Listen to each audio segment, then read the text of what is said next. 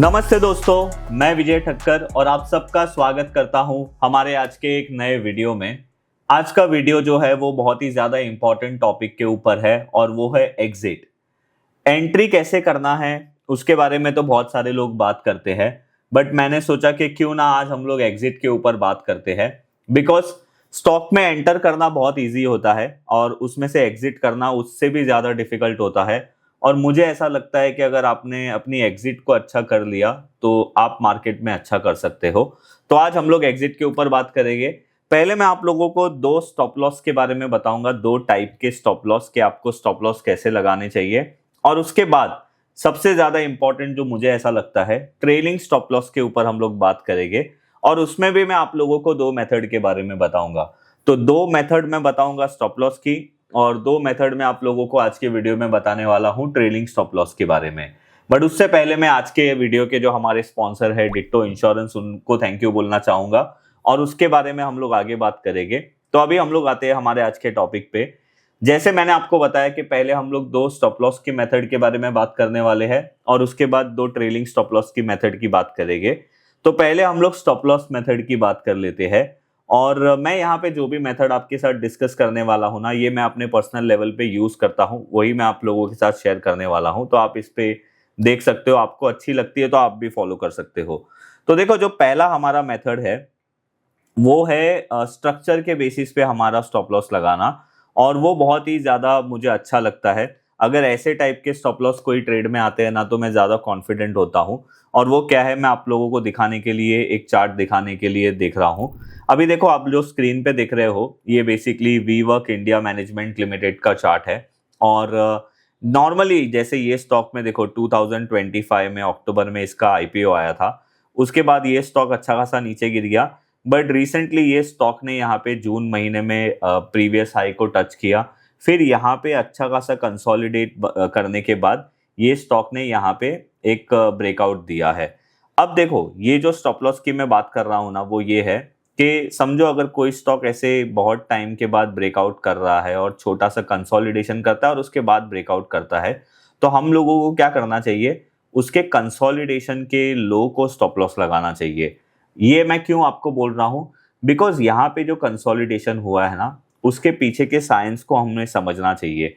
यहाँ पे जो स्टॉक आया और यहाँ पे जो सेलिंग हुई होगी, वो मोस्टली ऐसा हो सकता है कि यहाँ पे जिसने बाय किया था वो लोगों ने यहाँ पे बेचा होगा, तो उनकी सेलिंग यहाँ पे ऑब्जर्व हुई होगी। और पूरी सेलिंग ऑब्जर्व होने के बाद यहाँ पे एक अच्छा ब्रेकआउट हुआ, बिकॉज एक टाइम पे सेलर खत्म हो गए तो जो बायर बचे वही थे, तो उन्होंने अच्छा ब्रेकआउट कर लिया। ये डिमांड सप्लाई का नॉर्मल कॉन्सेप्ट है। तो जनरली हम लोगों को, अगर कोई स्टॉक ब्रेकआउट करने के पहले ऐसा कंसोलिडेशन करता है, तो ये कंसोलिडेशन के लो को हमें स्टॉप लॉस लगाना चाहिए। ये एक हमारा पहला स्टॉप लॉस का मेथड है। अगर आप दूसरा एग्जांपल देखोगे तो ये नायका का चार्ट है वीकली टाइम फ्रेम पे। इसमें भी देखो वही हुआ, एक बहुत बड़ा टाइम का कंसोलिडेशन हुआ, फिर यहाँ पे छोटा सा एक कंसोलिडेशन हुआ और उसके बाद ब्रेकआउट हुआ। तो ये केस में हमारे कंसोलिडेशन का स्टॉप लॉस, लो का स्टॉप लॉस ये बनता है। अब ये मेथड में एक अच्छी बात क्या है कि हम लोगों को एक अच्छा बेस मिलता है स्टॉप लॉस लगाने के लिए। और एक खराब बात क्या है कि कभी कभी आपका कंसोलिडेशन का जो लो है वो छोटा रहता है। जैसे ये वी वर्क के एग्जांपल में हम अगर देखते हैं, तो ये जो, अगर मैं परसेंटेज कैलकुलेट करूं, तो ये स्टॉप लॉस परसेंटेज आपका बनता है 7.5%। और अगर हम नायका के एग्जांपल में देखेंगे, तो यहाँ पे अगर हम ब्रेकआउट से कैलकुलेट करें तो वो बनता है 17 से 18%। यही एक डिसएडवांटेज है कि ये स्टॉप लॉस आपका कितना परसेंटेज बनेगा ये आप नहीं डिसाइड कर सकते, ना ये आपको पहले से पता होता है। अगर कंसोलिडेशन छोटा है तो अच्छी बात है, हमारा स्टॉप लॉस छोटा बनेगा। अगर कंसोलिडेशन बड़ा है तो हमारा स्टॉप लॉस बड़ा बन सकता है और इसमें हम कुछ नहीं कर सकते। तो देखो, इस तरीके से हम लोग स्टॉप लॉस लगा सकते हैं। बट दोस्तों, एक चीज आप हमेशा याद रखना, मार्केट हो या जिंदगी, अनसर्टेनिटी कभी भी आ सकती है, कोई वार्निंग देके कभी भी नहीं आती है। जैसे कोविड हुआ, जैसे फाइनेंशियल क्राइसिस हुआ और एक अचानक एक्सीडेंट भी हो सकता है, वैसे ही स्टॉक मार्केट में एक बड़ा फॉल वार्निंग देके कभी नहीं आता है। इसीलिए मैं आपको बोलूंगा कि जैसे आप इन्वेस्टिंग में स्टॉप लॉस लगाते हो ना, उसी तरीके से हम लोगों को फाइनेंशियल स्टॉप लॉस भी लगाना चाहिए, और वो होता है हमारा हेल्थ इंश्योरेंस।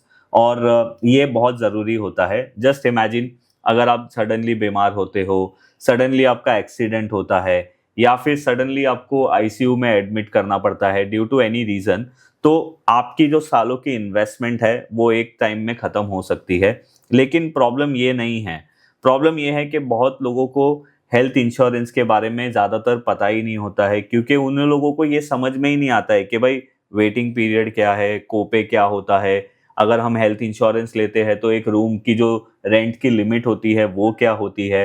बट इसीलिए आज के वीडियो के जो हमारे स्पॉन्सर है डिट्टो इंश्योरेंस, ये बहुत ही काफ़ी अच्छा इंटरेस्टिंग काम करते हैं। और डिट्टो इंश्योरेंस जो है वो जीरो द बैक प्लेटफॉर्म है। अब ये यहाँ पे इंश्योरेंस बेचते नहीं हैं, ये आप लोगों को सही एडवाइस देते हैं कि आप लोगों को कौन सा हेल्थ इंश्योरेंस लेना चाहिए, क्यों लेना चाहिए। और जब इंश्योरेंस का क्लेम का टाइम आता है और क्लेम के टाइम पे अगर समझो आपको कुछ प्रॉब्लम होती है, कोई पेपर में कोई प्रॉब्लम होता है, तो वहां पे भी ये आप लोगों को हेल्प करते हैं। देखो, अभी डिट्टो इंश्योरेंस में है ना, हर वीक एक इंश्योरेंस के ऊपर मास्टर क्लास कंडक्ट होता है। ये फर्स्ट डे जो होता है उसमें ये लोग लाइफ इंश्योरेंस के बारे में बात करते हैं, सेकेंड डे जो होता है उसमें ये लोग हेल्थ इंश्योरेंस के बारे में बात करते हैं। और ये जो है ना, ये 60 मिनट का एक रहता है, मतलब लाइफ इंश्योरेंस का 60 मिनट और हेल्थ इंश्योरेंस का 60 मिनट। और ये प्योरली बहुत ही ज़्यादा सिंपल होता है, अगर आपको नहीं पता इंश्योरेंस के बारे में भी तो भी आप इसमें समझ सकते हो। सारे 60 मिनट के अंदर आपको इंश्योरेंस के जो मेजर कॉन्सेप्ट है वो आप लोगों को समझ में आ जाएंगे। और मेरे हिसाब से ये हर एक इन्वेस्टर को पता होना चाहिए ये सारी चीज़ों के बारे में। अब तक ये क्लास 50,000 से ज़्यादा लोग ने अटेंड कर लिया है और इनफैक्ट हमारी जो टीम है उसने भी अटेंड किया है ये क्लास को। हम लोगों को भी बहुत कुछ सीखने मिला इससे। अभी डिट्टो इंश्योरेंस ने मिलकर हमारे साथ एक बहुत ही इंटरेस्टिंग काम किया है। हमारे जो भी व्यूअर्स है उसमें सिर्फ 200 लोगों को ये मास्टर क्लास फ्रीली अटेंड करने मिलेगा। तो अगर आप भी फाइनेंशियली बहुत अच्छी तरीके से अपना हेल्थ इंश्योरेंस या टर्म इंश्योरेंस को लेकर डिसीजन लेना चाहते हो और सेफ्टी रखना चाहते हो, तो मैं आप लोगों को सजेस्ट करूंगा कि आप ये जो वर्कशॉप है वो जरूर ज्वाइन करिए। हमारे व्यूअर्स में से 200 व्यूअर्स को ये टोटली फ्री रहने वाला है और उसकी लिंक मैं नीचे डिस्क्रिप्शन में दे दूंगा। आप वहां पे जाके ये मास्टर क्लास के लिए रजिस्ट्रेशन कर सकते हो। देखो, इमरजेंसी जो है ना वो कभी भी बताकर नहीं आती है, तो मेरे हिसाब से उसके लिए आपको पहले से प्रिपेयर रहना चाहिए। दूसरी जो स्टॉप लॉस की मेथड है वो है परसेंटेज बेसिस पे, फिक्स्ड परसेंटेज बेसिस पे। इसमें हम लोगों को हमारा दिमाग कुछ नहीं लगाना है, हम लोगों को सिंपल क्या करना है उसके लिए मैं आप लोगों के साथ ये एग्जांपल शेयर कर रहा हूँ। ये है महिंद्रा एंड महिंद्रा का चार्ट और इसमें देखो 2018 का जो प्राइस है वो यहाँ पे ब्रेक हुआ था मई 2022 में। अब यहाँ पे इसका ब्रेकआउट हो रहा था 993 के आसपास। अब आप ऐसे केस में क्या कर सकते हो, फॉर एग्जाम्पल अगर 993 पे ब्रेकआउट हो रहा है, इसको हम लोग अगर ब्रेकआउट प्राइस दे देते हैं तो हम क्या कर सकते हैं, 993 माइनस आप 5% कर सकते हो स्टॉप लॉस को, या फिर 4% कर सकते हो या 6% कर सकते हो, ये आपके ऊपर डिपेंड करता है। तो ये हो गया fix percentage basis stop loss रखने का मेथड, जिसके अंदर आप ब्रेकआउट कहीं पे भी हो रहा है, कोई भी स्टॉक में हो रहा है, आपका स्टॉप लॉस जो है ना वो फिक्स परसेंटेज रहेगा। इसमें आप कोई कंसोलिडेशन का लो भी नहीं यूज कर रहे हो, कैंडल का भी लो यूज नहीं कर रहे हो, आपने चार्ट को सीधा बोल दिया कि भाई अगर तू ये प्राइस पे ब्रेकआउट कर रहा है, समझो 100 रुपए पे ब्रेकआउट कर रहा है, तो मैं -5% मतलब मैं 95 रुपीज का स्टॉप लॉस लगाऊंगा। उसमें कोई रॉकेट साइंस नहीं है, ये एक सिंपल मेथड है। बट इसका एडवांटेज क्या है, इसका एडवांटेज ये है कि आपको हर ट्रेड में पता होगा कि एग्जैक्ट आपका स्टॉप लॉस क्या होगा। बट इसका डिसएडवांटेज क्या है, डिसएडवांटेज बहुत सिंपल है। आप लार्ज कैप स्टॉक में भी आप सेम परसेंटेज स्टॉप लॉस लगा रहे हो, मिड कैप के स्टॉक में भी आप सेम परसेंटेज स्टॉप लॉस लगा रहे हो, स्मॉल कैप के स्टॉक में भी आप सेम परसेंटेज स्टॉप लॉस लगा रहे हो, और माइक्रो कैप में भी आप सेम लगा रहे हो। अब ज्यादातर क्या होता है, जो माइक्रो कैप, स्मॉल कैप और मिड कैप होते हैं वो ज्यादा वॉलेटाइल होते हैं कंपेयर टू लार्ज कैप। तो आप सेम परसेंटेज स्टॉप लॉस अगर सारे स्टॉक में लगाओगे तो शायद आपका स्टॉप लॉस हिट हो सकता है, ये इसका डिसएडवांटेज है। बट इसका सॉल्यूशन क्या है कि आप स्मॉल कैप, मिड कैप और लार्ज कैप में, स्मॉल कैप, मिड कैप और माइक्रो कैप में आप ज्यादा परसेंटेज लगा सकते हो, लार्ज कैप में आप कम परसेंटेज लगा सकते हो। तो ये हमारी सेकेंड मेथड है स्टॉप लॉस लगाने की। अब देखो, मैंने आप लोगों को दोनों स्टॉप लॉस की मेथड बता दी, आप लोगों को अगर स्टॉप लॉस लगाना है तो कौन सी मेथड फॉलो करनी चाहिए। अभी मैं आप लोगों को ट्रेलिंग स्टॉप लॉस के बारे में बताऊंगा और उसमें भी मैं आप लोगों को दो मेथड बताऊंगा जो पर्सनली मैं फॉलो करता हूं। और ट्रेलिंग स्टॉप लॉस, मुझे ऐसा लगता है कि स्टॉप लॉस लगाने से भी ज्यादा इंपॉर्टेंट ट्रेलिंग स्टॉप लॉस होता है। वो क्यों, मैं आप लोगों को समझाता हूं। आप लोगों ने ये नोटिस किया होगा कि आप लोग कोई स्टॉक खरीदते हो और फिर उसको आप बेच देते हो, बट कुछ टाइम के बाद आप देखते हो तो आपको ये दिखता है कि वो स्टॉक ने तो और अच्छा परसेंटेज रिटर्न दिया है। मतलब वो स्टॉक समझो आपने 100 में या 200 में बेचा था, अब वो स्टॉक 400 या 500 पे चल रहा है। जनरली आपने ये एक्सपीरियंस किया होगा ना कि 6 महीने बाद, 1 साल बाद वो स्टॉक और अच्छा बढ़ जाता है। तो वो क्या होता है कि हम ऐसा सोचते हैं कि यार हमने ये स्टॉक खरीदा का, इसका ये टारगेट आना चाहिए, बट शायद वो स्टॉक में और ज्यादा पोटेंशियल होता है तो वो स्टॉक और ऊपर जाता है। अब ऐसे केस में टेक्निकल बेसिस पे हम लोग क्या करें? हम लोग तो कुछ भी नहीं कर सकते। इसीलिए ट्रेलिंग स्टॉप लॉस की मेथड बहुत ही ज्यादा इंपॉर्टेंट है और वो मैं आप लोगों को आज बताने वाला हूं, 2-3 एग्जाम्पल लेके। तो देखो, पहला जो एग्जाम्पल है वो आप लोग देख रहे हो एमसीएक्स का। अभी देखो एमसीएक्स में भी यही एक सिंपल चीज हुई थी। मैं जनरली मल्टी ईयर ब्रेकआउट ही ज्यादातर फॉलो करता हूँ। 2012 का जो रेजिस्टेंस था वो ये स्टॉक ने 2023 में ब्रेक किया था। और जो मेरा टारगेट कैलकुलेशन का मेथड होता है ना, वो जनरली क्या होता है कि जो रेजिस्टेंस था बहुत साल पहले का, उसके बाद ये स्टॉक ने क्या लो मारा था, मैं जनरली उसकी रेंज कैलकुलेट कर लेता हूँ और उसको मैं ब्रेकआउट के बाद ऐड कर देता हूँ। तो देखो ये केस में जो मेरा टारगेट आ रहा था वो आ रहा था समवेयर अराउंड 725 का, और ये स्टॉक ने ब्रेकआउट दिया था 450 के आसपास। अब अगर आप देखोगे परसेंटेज वाइज तो ये कोई खराब परसेंटेज नहीं था। ये स्टॉक ऑलमोस्ट अगर हम कैलकुलेट करें तो 60% का टारगेट आ रहा था। ये कोई खराब परसेंटेज नहीं है। पर अगर आप इसको जूम आउट करके देखोगे तो अभी ये स्टॉक, अभी ये देखो, ये हमारा 728 का टारगेट था और अभी ये स्टॉक 2700 के आसपास चल रहा है। तो अगर हम इस तरीके से देखें तो ब्रेकआउट के बाद ये स्टॉक अभी तक ऑलमोस्ट 5x हो चुका है। तो इसीलिए ट्रेलिंग स्टॉप लॉस सबसे ज्यादा इंपॉर्टेंट है। और वो क्यों इंपॉर्टेंट है वो तो मैंने आप लोगों को समझा ही दिया। अब देखो, जो मेरी पहली ट्रेलिंग स्टॉप लॉस की मेथड है ना, वो है सुपर ट्रेंड की मेथड और वो बहुत ही सिंपल है। आप देखो, अगर आप यहाँ पे इंडिकेटर में जाओगे और यहाँ पे आप सिर्फ सुपर ट्रेंड टाइप करोगे तो आप लोगों को ये आ जाएगा। उसके अंदर जो सेटिंग है वो बाय डिफॉल्ट रहनी चाहिए, जो भी उनका कैलकुलेशन का सेटिंग है वो।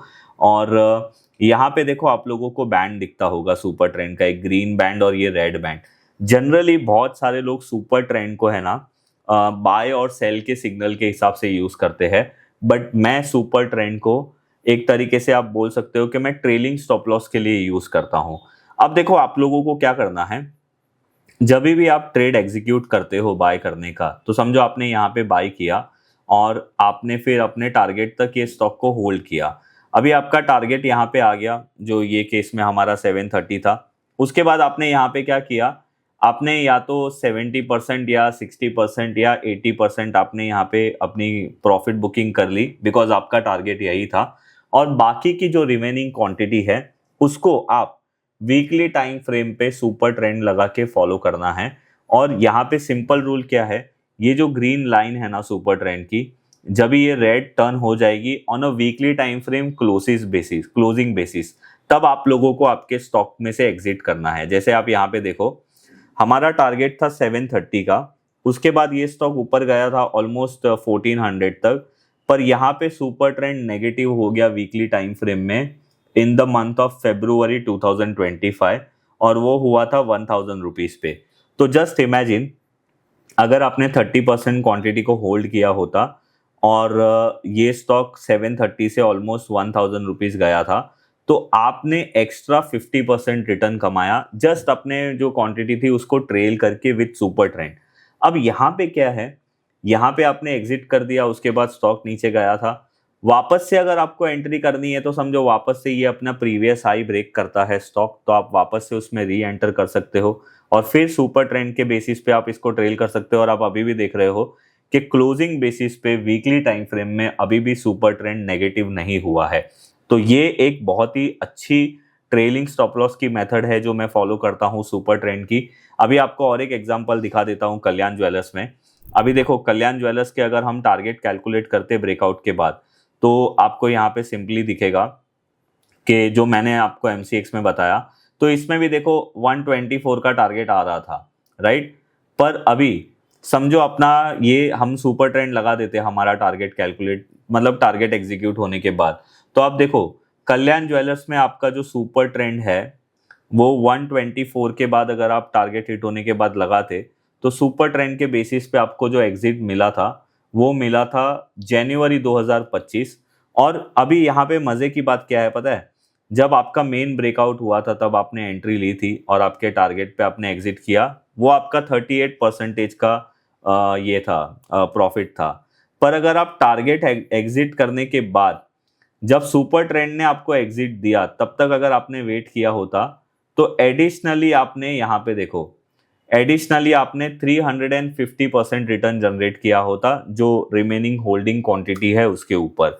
तो ये एक सुपर ट्रेंड की मेथड अगर आप ट्रेलिंग स्टॉप लॉस के लिए यूज करोगे तो बहुत ज्यादा अच्छा होगा। दूसरा एक मेथड मैं आप लोगों को यहाँ पे ही बताता हूँ, अभी हम सुपर ट्रेंड को हटा देते हैं।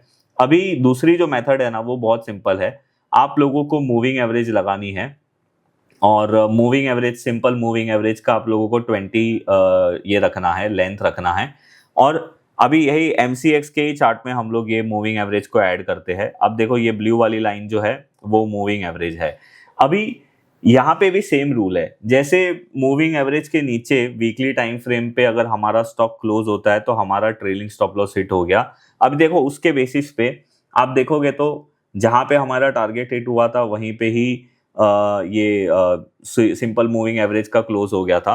तो जनरली ये जो अगर आप ये मूविंग एवरेज इसमें लगाते ना, देखो कल्याण ज्वेलर्स के एग्जांपल में, तो आप देखो यहाँ पे अगेन कल्याण ज्वेलर्स में आपको एग्जिट यहाँ पे मिल जाता।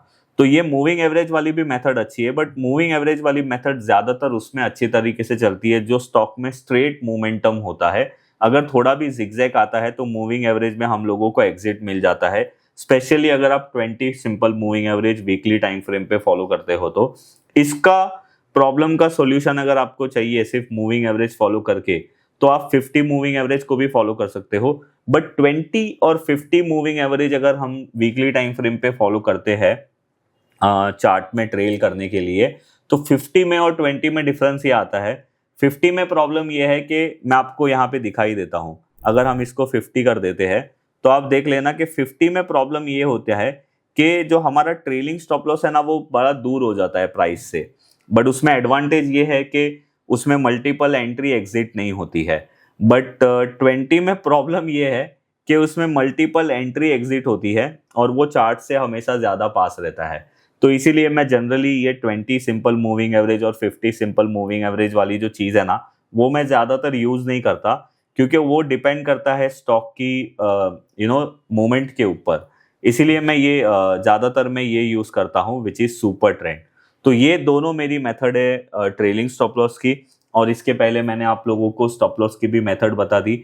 आई होप आप लोगों को आज का ये हमारा वीडियो अच्छा लगा होगा, और अगर आप ये मेथड फॉलो करते हो ट्रेलिंग स्टॉप लॉस की तो आप बहुत सारे मल्टी बैगर को अपने पोर्टफोलियो में से एग्जिट करने से रोक सकते हो और अच्छे अच्छे लंबे ट्रेंड आप राइड कर सकते हो। तो आई होप आप लोगों को अच्छा लगा होगा। अभी ये तो मैंने आपको मार्केट का प्रोटेक्शन बता दिया, अगर आपको आपकी लाइफ को प्रोटेक्ट करना है और हेल्थ इंश्योरेंस के बारे में ज़्यादा जानना है तो मैंने आपको डिट्टो इंश्योरेंस का जो लिंक है वो नीचे डिस्क्रिप्शन में दे दिया है। आप अभी जो रिसेंट वेबिनार होने वाला है, जो मास्टर क्लास होने वाले हैं 2 दिन के, आप वो ज्वाइन कर सकते हो, उसकी लिंक नीचे डिस्क्रिप्शन में है। बाकी अगर आपको हमारा ये वीडियो अच्छा लगा है तो आप हमारे वीडियो को लाइक करिए। आपको क्या लगता है ये मेथड के बारे में वो नीचे कमेंट करके बताइए। वैसे ये बहुत सिंपल मेथड है, बट बिलीव मी ये सुपर ट्रेंड की मेथड और जो मैंने आपको स्टॉप लॉस की मेथड बताई ये मैं बहुत सालों से यूज़ कर रहा हूँ, बहुत ज़्यादा इफेक्टिव मेथड है। और आप कौन सी मेथड फॉलो करते हो वो नीचे कमेंट्स में ज़रूर बताइए। और अगर आपको हमारी SEBI registered research analyst service के बारे में जानना है तो उसकी लिंक मैं नीचे डिस्क्रिप्शन में दे दूंगा। अगर आपको अच्छा लगा है ये वीडियो में कुछ भी तो आप अपने फ्रेंड्स फैमिली के साथ शेयर कर सकते हो। मैं मिलूंगा आप लोगों को ऐसे ही कोई नेक्स्ट वीडियो में, तब तक के लिए बाय बाय।